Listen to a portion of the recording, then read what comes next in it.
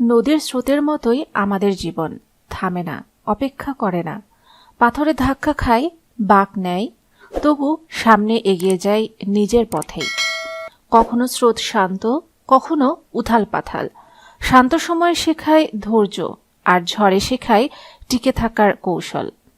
নদী যেমন নিজের জল হারায় না, শুধু রূপ বদলায়, জীবনও তেমনই, হার মানে না, বদলে নেয় নিজেকে।